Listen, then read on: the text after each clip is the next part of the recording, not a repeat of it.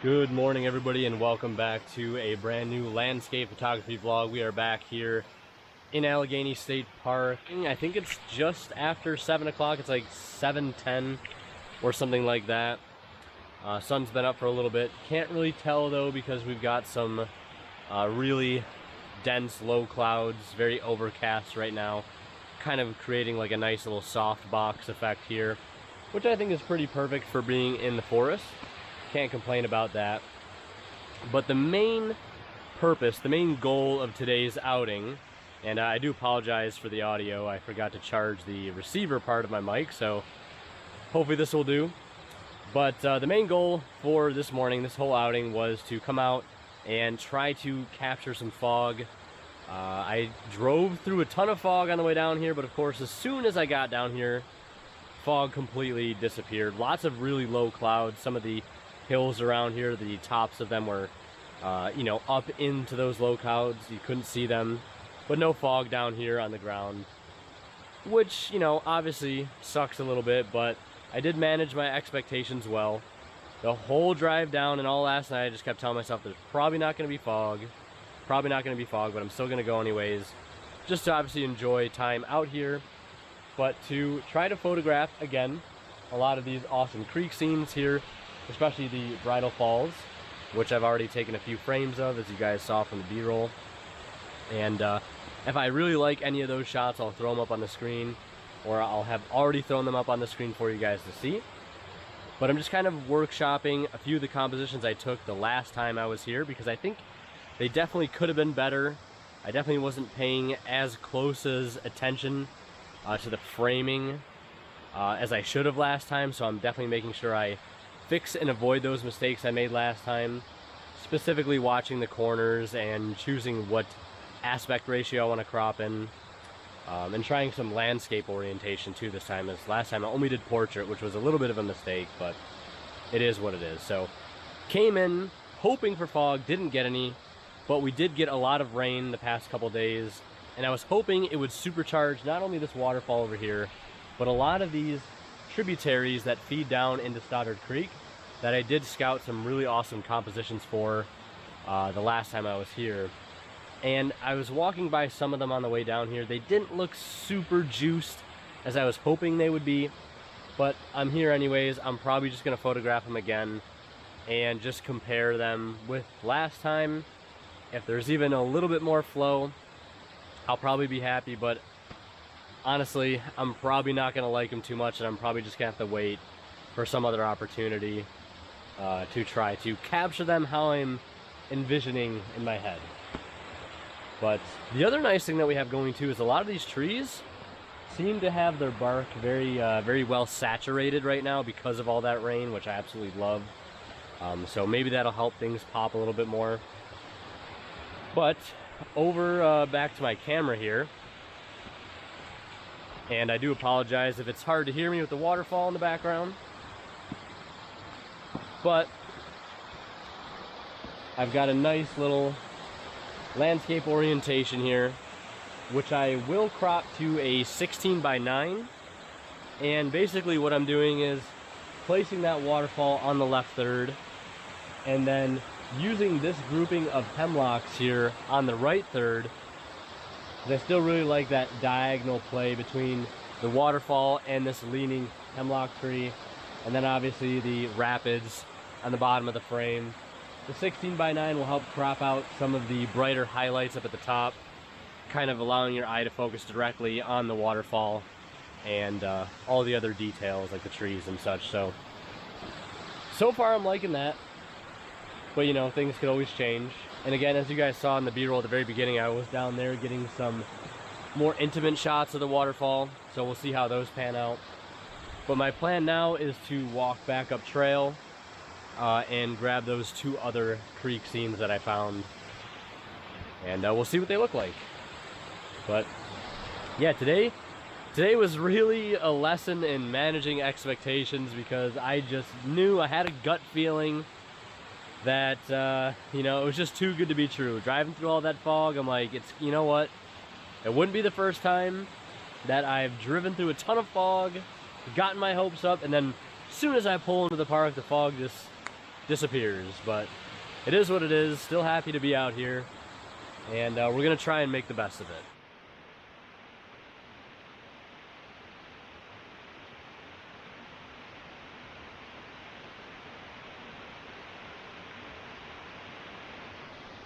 So admittedly, I got a little carried away here and forgot about this scene, or I guess I should say these subjects here, which are these really awesome mossy covered boulders with these, I want to say, hemlocks and maybe yellow birch scattered throughout, probably some cherry in there. My brother would know what these are for sure, but I think there's hemlock, black cherry, and yellow birch in here. But I wanted to give this another crack as well and try to, again, build on some of the compositions that I scouted last time, because I think they were pretty decent, but definitely could be improved. So this is the first little composition here. Basically, this S-curve, and then this diagonal slope of what is basically the trail over there, and can kind of see it on the back of the camera. But yeah, that's it. Really, really simple. And I mean, honestly, it looks almost identical to the last time that I was here. But maybe there's a little more water coming through here, just a tiny, tiny bit. But ideally, this would be, you know, really, really going. But I guess a couple days of rain is probably not going to be enough. And who knows, maybe this will require another sort of like winter thaw to happen to really kick off. And the other scene is actually just up the trail here. So I'll bring you guys along with me. Well, I'm not really on a trail anymore. And another thing too is I've been seeing a lot of trout lilies popping up, which is a sure sign of spring. One of my favorite spring ephemerals, next to the trillium. And I'm really excited to see what kind of compositions I can pull off with some of those flowers. But finding a rather large bloom of those has definitely escaped me. Alright, so this is the other scene here. Broken log across this little ravine. And there's a little tiny cascade just over there by those rocks, but again, without much flow, it just kind of looks like a ditch. And yeah, we'll definitely need a bit more water for this one, which is fine. But I think from here, I'm just going to go ahead and pack up, move out, and go to another area of the park. I'm just going to show you guys really quickly what I was talking about in regards to trout lilies. But as you can see here, these small little mottled leaves, and mottled basically just means they have these like kind of spots on them. This greenish brown color, kind of speckled throughout. Yeah, these are trout lilies. They haven't flowered yet, obviously. These are just the leaves that shoot up from the ground. But eventually they'll have these little flowers that kind of droop out like this, and then the flower will be at the end, and they kind of like point down like that. They're nice and yellow. I think there are pink ones too. I don't know how well you can see it, but this whole little area is covered with these little green shoots. And who knows, maybe in a couple weeks, all of these will be blooming. I highly doubt it, but you know, fingers crossed, right? And even over there, you can see a whole bunch of them. Yeah, like I said, personally, I've never seen a really big trout lily bloom. And I mean, this area gets a lot of foot traffic, so that might set back a lot of these plants from blooming every year. I'm not entirely sure. I know they do take a long time to flower. It's not like as soon as a trout lily seed germinates, it's going to flower that year. I think it can take several years for these little spring ephemerals to actually flower for the first time. So if you ever see all these little green little shoots coming up, and you live up here in the Northeast, I'm not really sure where their range is, but I know up here in the northeastern part of America, They're fairly common. But yeah, those are trout lilies. And when I went out to shoot yesterday evening at a local woodland, I saw tons of them. But who knows if they'll actually end up flowering. Back at the truck now, just going ahead and packing up the gear. Mainly just putting the polarizer away.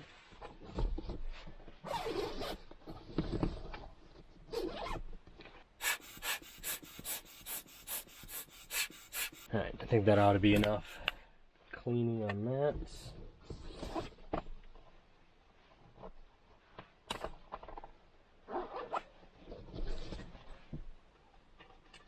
Now, one thing that I like to do is, since I know I'm probably going to have this polarizer on all morning, is I just put the lens cap on, even with the step-up ring adapter, just so I don't have to keep taking on and off two things. I know, super groundbreaking.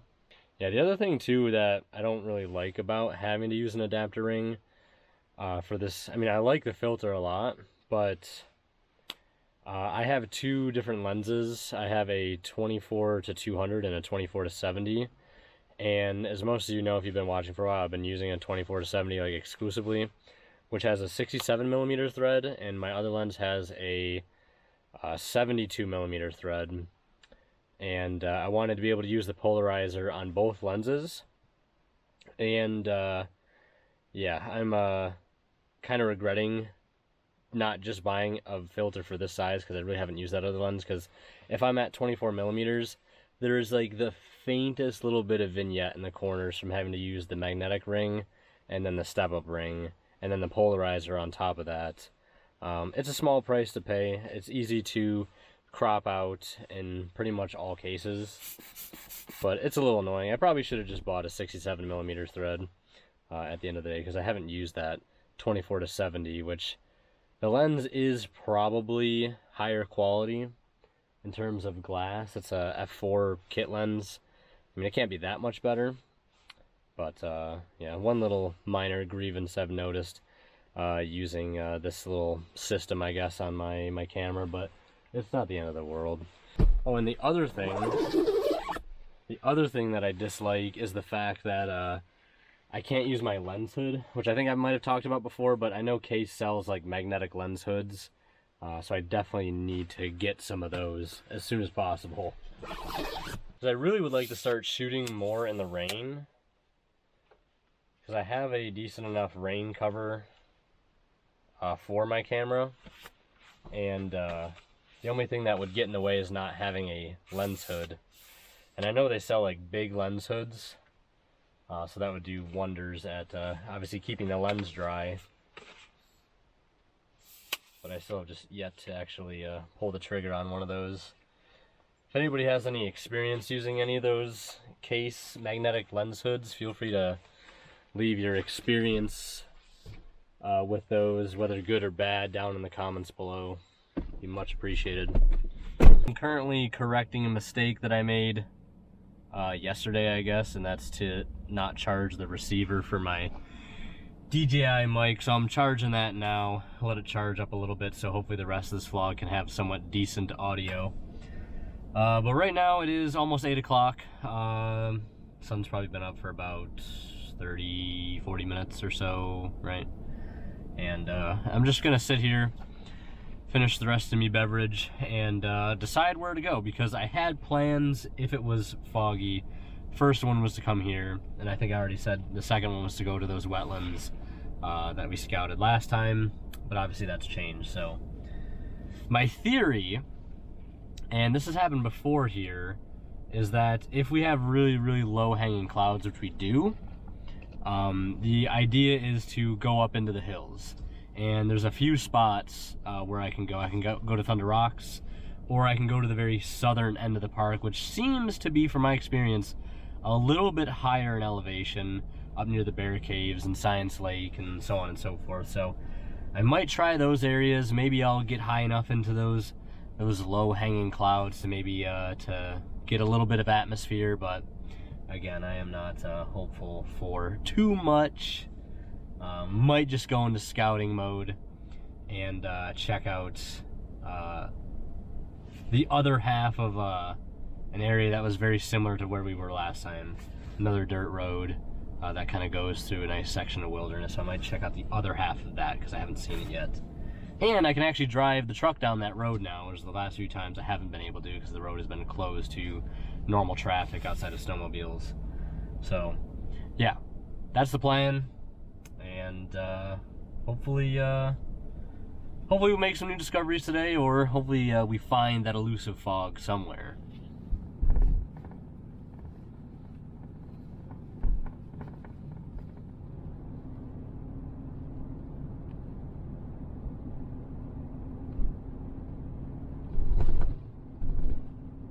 So I got some good news. My theory seems to be correct. Up higher in the hills, there's a lot of really low hanging cloud and fog, so I think I am gonna make my way up to a higher elevation area like Thunder Rocks. But another thing too is I'm driving along ASP2 here, one of my favorite little drives in the park, and a lot of really nice wetlands just up the road a bit, and I actually finally found a good spot to, you know, get down to them and photograph them instead of having to try to worry about shooting over all the brush and stuff. I found a nice little walk down and took a few sample photos. I don't think there'll be anything super crazy, but it is just good to know for future reference that I can get down to sort of the water's edge. You know, play with the reflections there. A lot of nice trees out there. Just need some atmosphere. But unfortunately for that scene, all of the atmosphere is a little bit higher up, which I don't know if you guys can see it out there. Very, very foggy up there, but not really foggy down here. And I really pulled over just so I could film this, but also photograph that little tiny pine tree up there that has evaded me for quite some time. I tried to photograph it and dappled back in the winter, and that shot did not work out. But I think right now maybe it could look pretty nice. So I'm just gonna go ahead and stop and grab this one and then get up to Thunder Rocks. I had to pull over one more time. I just couldn't help myself.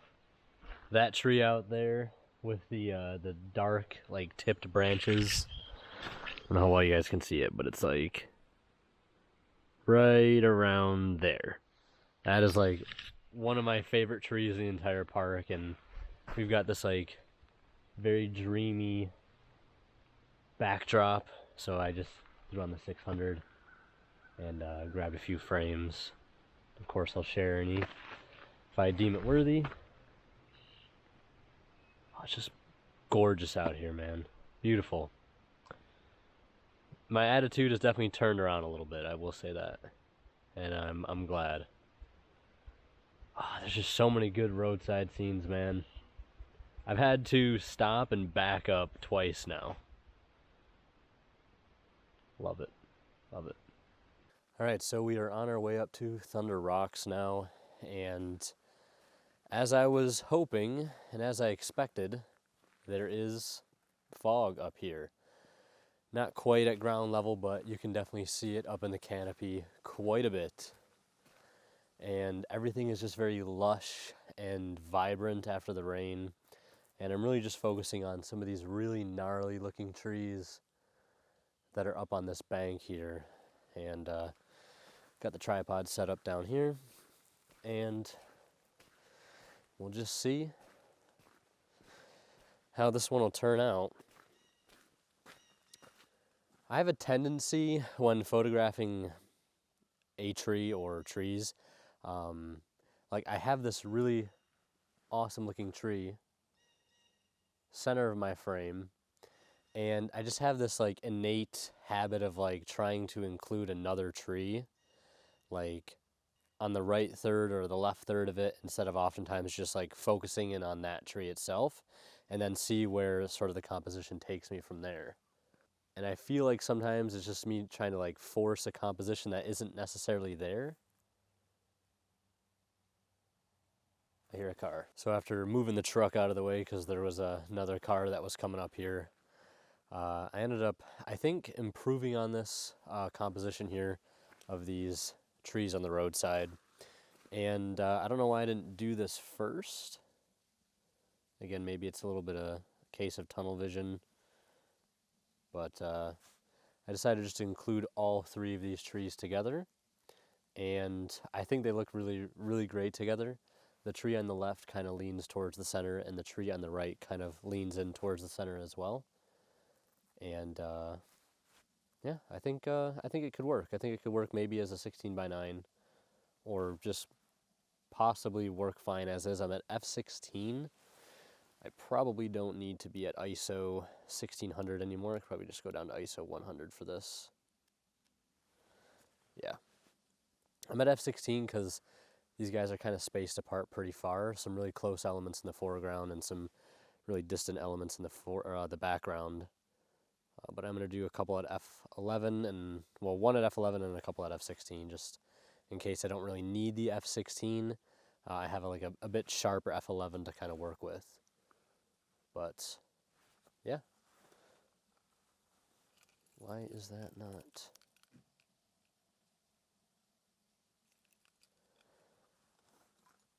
But overall, looking pretty good. Just going to do a little sharpness check. Yeah. Oh yeah. I think that's good. And I think it's definitely a lot better than the first thing that I was trying to do, which again was just the one tree. But I'm so glad I finally photographed these trees, because every time I drive up here, these trees never fail to grab my attention. And today I'm just glad I took the time to stop and photograph them.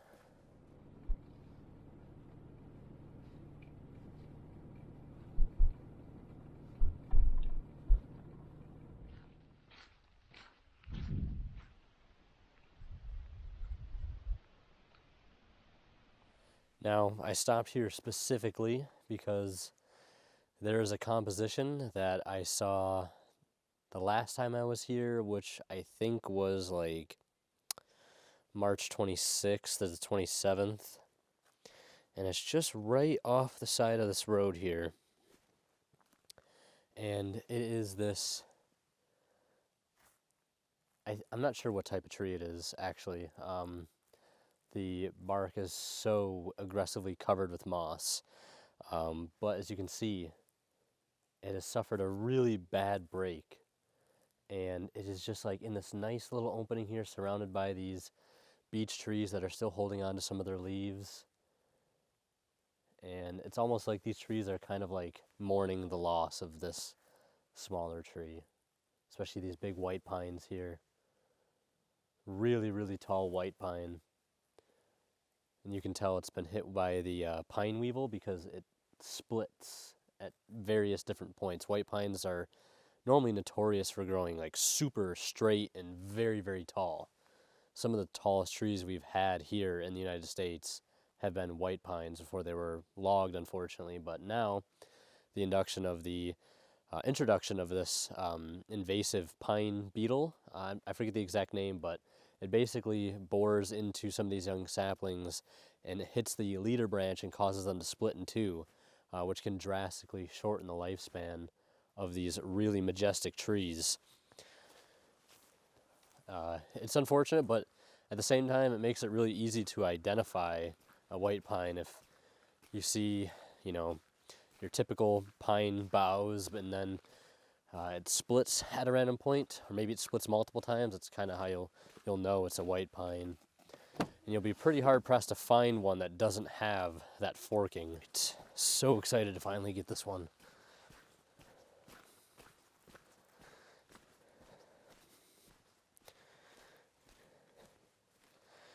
Very rarely do I get scenes like this to cooperate. And by cooperate, I mean just like having an open clearing to actually get a picture of something like this. This is so nice. Yeah, really lovely scene.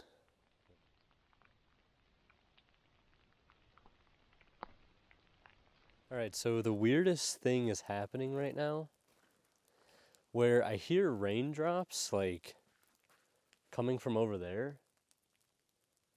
Like, it sounds like it's raining, but there's, like,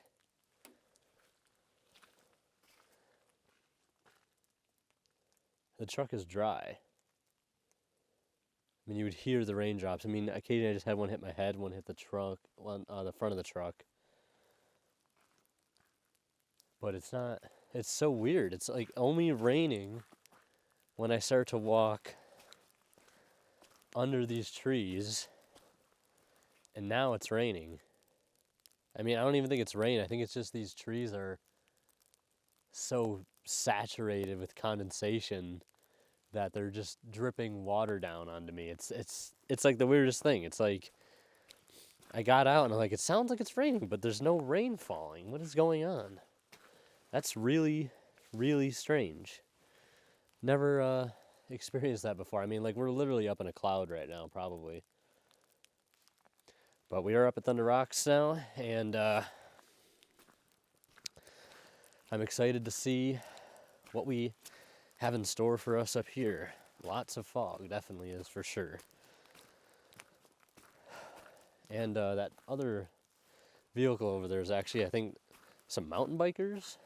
They just took off down the road that way, so got the whole place to myself. Now, of course, I have photographed Thunder Rocks before in the fog, and that was kind of like a bucket list thing for me. And I am happy with the images I got that day, but of course, this is a great opportunity to improve on some of the images that I definitely think I could have done a bit of a better job on, as well as focus on some other things that I noticed in some of those images that I'd like to focus just separately on, which is just some of these tree trunks against the sky in the foggy light. And look at this. Icicle. That's actually really neat. See, now if I had a macro lens, I'd go right after these really cool details on there. There are these little striations. And there's more icicles down there. I mean, that's how you know we're higher up. I mean, we're not like super high in elevation. I think we're like 2,300 feet. And I guess to give context, where I live, I'm about 600 something feet above sea level. So 620 to 2,300. You do the math. You know, we're not super high up, but we are definitely higher up. Oh, this place is just magical in the fog, man. I mean, I don't even know where to begin, honestly. It's so deceiving because, like, I just had a moment where I was like, I wonder what that wetland area we scouted in the other video looks like right now if it's this foggy. But then I remembered, like, it's only foggy up here in elevation, not down in the valleys. Which is weird. You'd think you'd get, like, the valley fog, but it's... I mean, it's not even really low fog. It's just low cloud.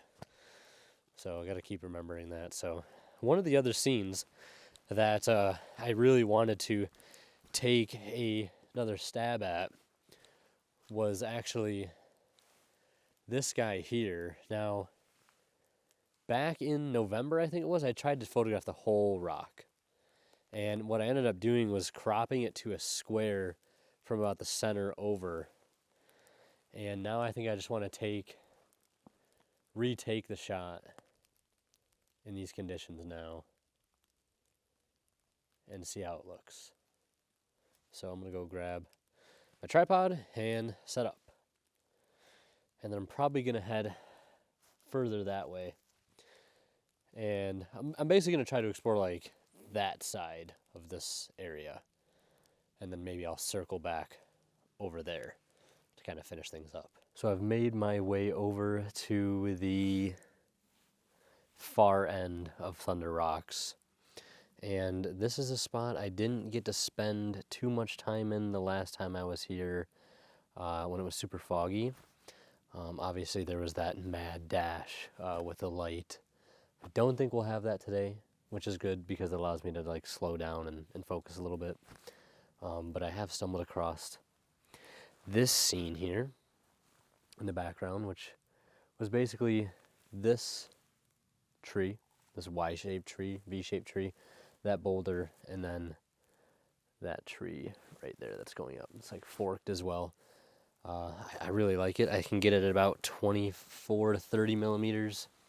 I'm trying not to be super wide on this, just because remember that little bit of vignetting I'm getting because of the all the adapter ring nonsense, which is a little annoying, but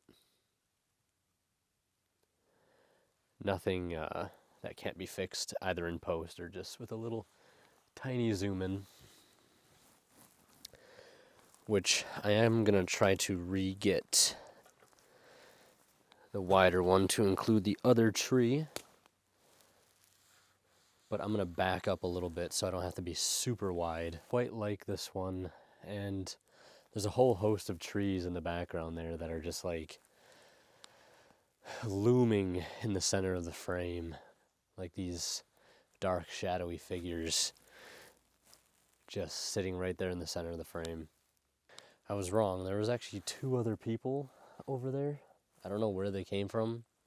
Better question, I don't know where the mountain bikers came from, because they were coming down the road from Thunder Rocks, but there was only one vehicle there, and I didn't see a bike rack, so I'm so confused when I saw those other people.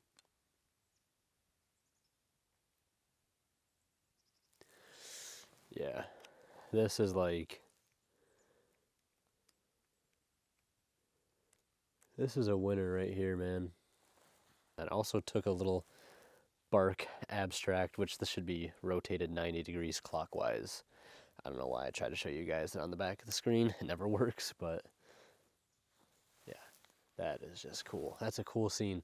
And what originally caught my eye, I'll show you guys just so you can kind of see what I'm seeing. But what I saw originally was this tree here, this forked tree, just kind of like sitting in this little pocket created by this arcing diagonal of this stone.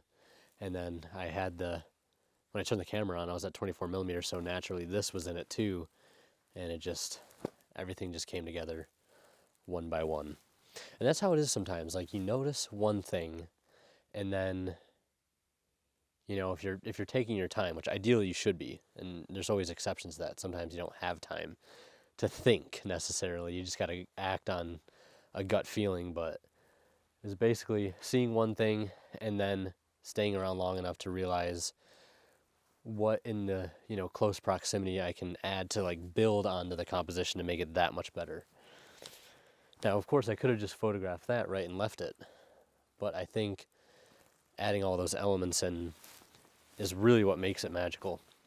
And there's so many new tree falls here now. I was trying to maybe do something with that, like a big pile up over here. It actually reminds me of a photo I took back in November here, which I'll put it up on the screen.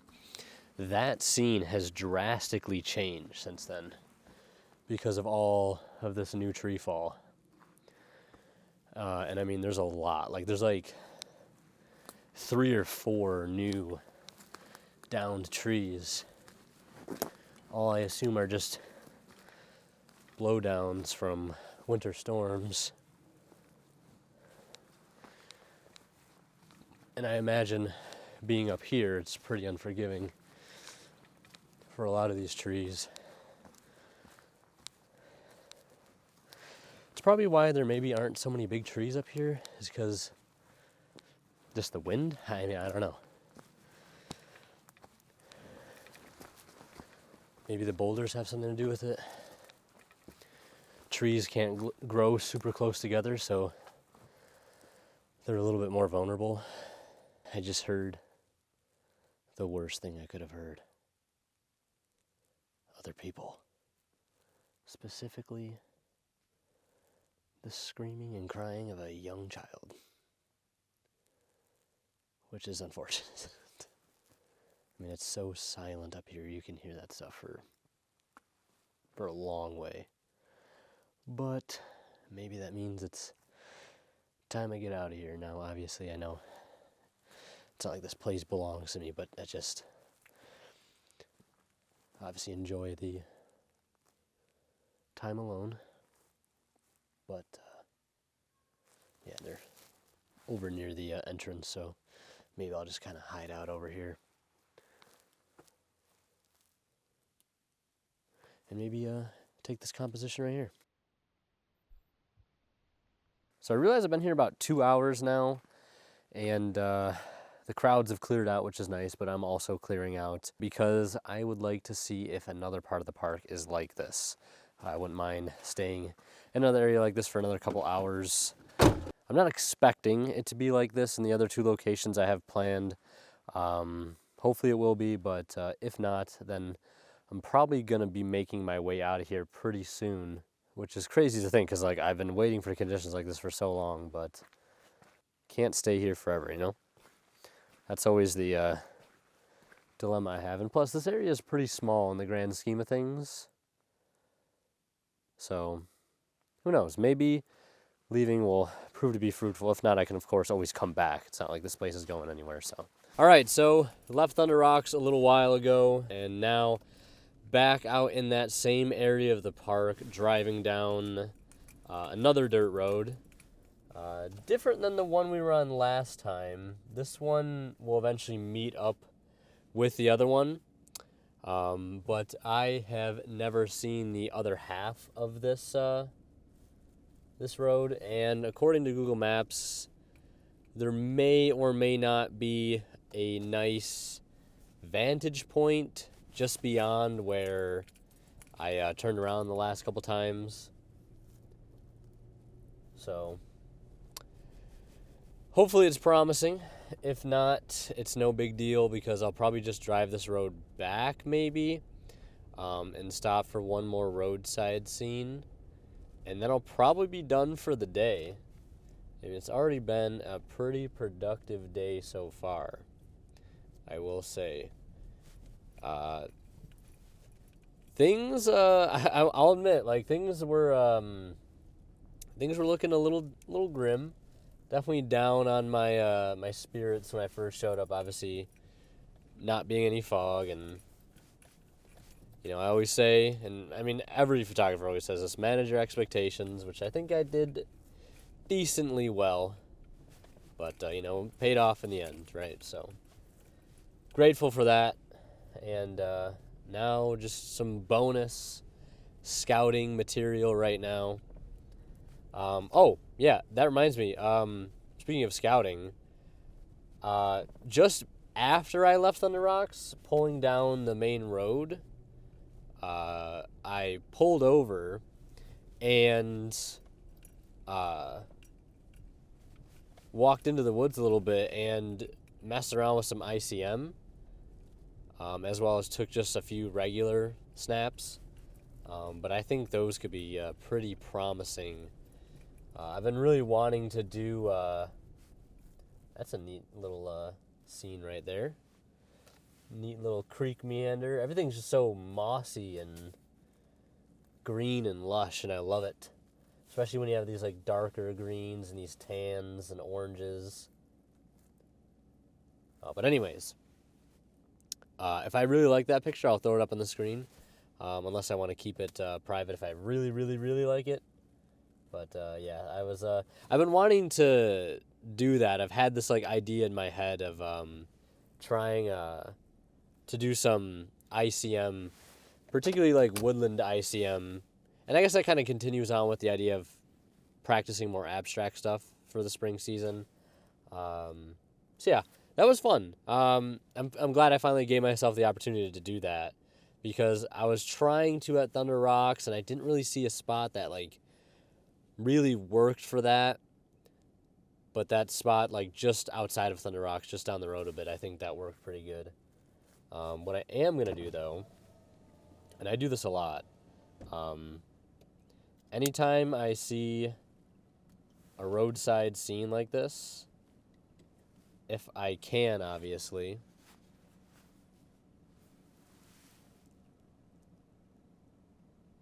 all I do is just take a quick phone snap. The phone has the GPS, obviously, tagging each location, so I know exactly where it is, and then I can just plot these on like a custom Google map, which is what I do most of the time. Although I haven't updated my Western New York composition master Google map recently, though I probably should. And hopefully there's no other traffic on this road, because it is a one-lane road. So I'm kind of hoping I'm the only one on it right now. This is another really cool spot too. Just right before this little bridge here. Probably not worth stopping at right now. I'd love to see this area in fog. I did take a photo of that little creekside comp down there back in the fall, which is the first time I ever walked down this road. And I think this is the spot where I turned around, just because I had walked so far already, I was just beat. But I'll throw that picture up on the screen so you guys can see it. Ooh. I mean, this is a pretty smooth road. It's just, it's got a lot of potholes on it, so I'm just trying to drive slowly. But, yeah. The spot I was looking to check out is just up the road. So, hopefully, like, in my head, I'm picturing, like, yeah, this is probably, I don't know how well you guys can see out there. Probably not well at all. It opens up a little bit out there, but I'm hoping, there is another bridge up here, like the one we just drove over. I'm pretty sure it's another bridge. And I'm hoping it gives you a view to look down sort of that opening out there. But knowing my luck, that probably will not be the case. Oh. Hopefully nobody's coming. This might be a longer vlog too. Now that I think about it, I've been going for a while. Yeah. Little culvert here. Creek over there. And I see a huge beaver meadow out there. Alright. Probably should grab my phone, just so if I do find something accessible over here, I can just quickly snipe it with the phone. I mean, even this stuff right here, this is really cool too. This could be a potential scene I might just photograph as is. Every now and then I keep stopping to listen for a car. Because if somebody's coming, I will have to move out of the way. Damn, did somebody drive all the way out here? This is where the tracks stop.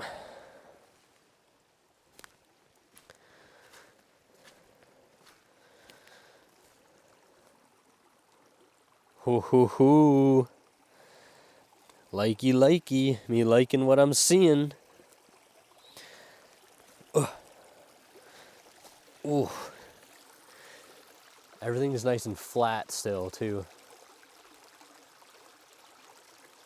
There's a big beaver lodge out there. Yeah, this is pretty cool, actually. Just gonna grab a quick phone snap. Just for the archives. Whoa. All right. Ooh.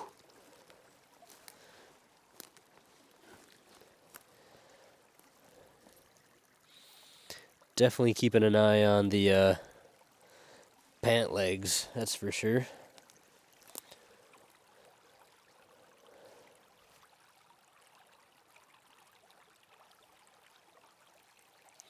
Yeah, this is like a massive beaver dam. This might be like one of the biggest beaver dams I've seen in this entire park.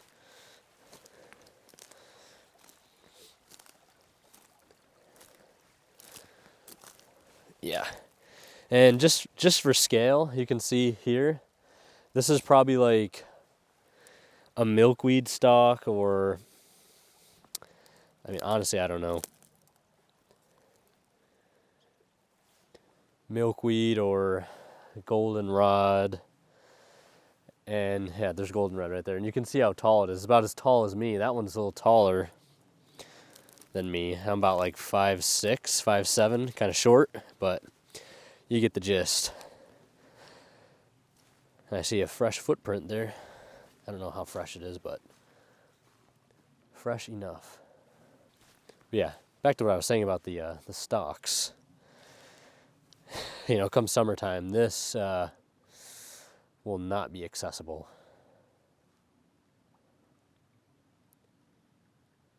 So I'm enjoying it while I can. Getting super mucky over here. Do not want to get stuck in that. It's the kind of mud that will rip your shoe off, it feels like. Yeah, you can see the lodge way out there. I mean, this is like as big as Science Lake. This is huge. This is a colossal beaver meadow. Some really nice trees over there, some beech tree saplings or younger beech trees. Really cool. And I think the sun would set over there-ish and sunrise would come from back that way. No. Sunrise would be over there, sunset would be over there, because this road goes like east-west, right? Yeah, so sunrise there, sunset over there. Just trying to get my bearings for potentially coming out here in the evening or the morning. Though I'd probably come out here in the evening. Now I gotta make my way back. Ugh. So mucky and muddy. Alright, so I've arrived at that spot that I was talking about that I thought might open up a little bit, and it doesn't, which is fine. You can see that way. Big hill over there. Nice little views, got some fog rolling in over top of it. And if that is east that way, which it is, according to the compass on the truck, well, that's actually not a bad view here. Again, I don't know how well you guys can see it, but over there, some nice pines, some dead snags. Could all be really cool, especially backlit here in the morning once that sun peaks over the hill there. So that's always a potential option. All right, so I just finished the drive down that dirt road there, and didn't see anything super crazy outside of a few creek scenes that kind of run perpendicular to the road, and some of them actually look quite nice. A lot of ramps and leeks and stuff growing along those banks, and who knows, maybe trilliums, because they really like rich mesic slopes, which just means like well-draining soil, I think. So there could be an opportunity for some trilliums there, but only time will tell. Yeah, I just kind of ducked into the Eastwood Meadow trailhead just to see what it looks like right from the get-go. I'm not walking. This is 4 miles round trip. But after this car goes by, I want to show you guys how steep that last part of the road is. I knew it went downhill, but I had no idea it was that steep. I mean, it's really steep. Like, I had to put the truck in 4-wheel drive and just send it, basically. It's pretty crazy. I thought the hill on the other road was steep. This one is way steeper. It's not as long, but the incline is a lot sharper. I mean, this isn't going to do it justice, but yeah, I mean, that's like the shallow part of it. After that, it dips down probably like that much, like almost like a 45-degree incline. It's kind of crazy. There's one more multi-use trail that is right over there. I can see it from where I'm standing. I'm not going to walk down there. I'm just going to drive by and poke my head out. But one of these multi-use trails connects back to Camp 10. And I'm learning more and more about this park as I explore more, which is really cool. So someday I kind of want to check that out. And also on this road here, there's a connecting road at like the very beginning where I started that takes you towards a group camp. And one of the little, I guess I'll call it a secret spot, even though it's not that secret. When me and my brother went down there, you could see what looked like a little bridge down a ways. I thought it was a snowmobile trail, but it's actually a road that can actually take you to that group camp from that road. I don't know why it's set up that way, but it's cool, and I want to drive down it and see if it crosses any creeks. Maybe some gnarly looking trees down there, who knows. But I am going to end this vlog here. I've been here for about, I don't know, a bit more than 6 hours, and I got to work later, so definitely need to get home and get a nap, get some food in me, and get on with the day. But I'm very excited about some of the images I got today. I haven't been this excited about photos that I've taken in a while, honestly. I think the last time I got this excited was probably when we went to Evangola and we had all those ice chunks on the beach. That was super cool. But I think this is about that same level of excitement, if not a little bit more. So that's going to do it for this video. Hope you guys enjoyed. Leave a like, subscribe, all that stuff. Please check out my links down in the description below. I have my social medias, my Facebook, my Instagram. I share all of my work there, as well as story updates on my stories for Facebook and Instagram. I'll probably be sharing a lot of the videos I took today on there, so you get a little sneak peek of what's to come. And check out my website, all my galleries on there. You can purchase work off of there as well. Yeah, so check that out. Link to that is in the description. And if you're interested in purchasing my 2024 portfolio book, Natural Beauty of Western New York, that is also in the description. There's softcover and hardcover versions available. And obviously the softcover is a little cheaper, a little more affordable, and the hardcover is obviously a little bit more expensive. It's a little nicer. So yeah, definitely check those out. And yeah, till next time, I'll see you guys around.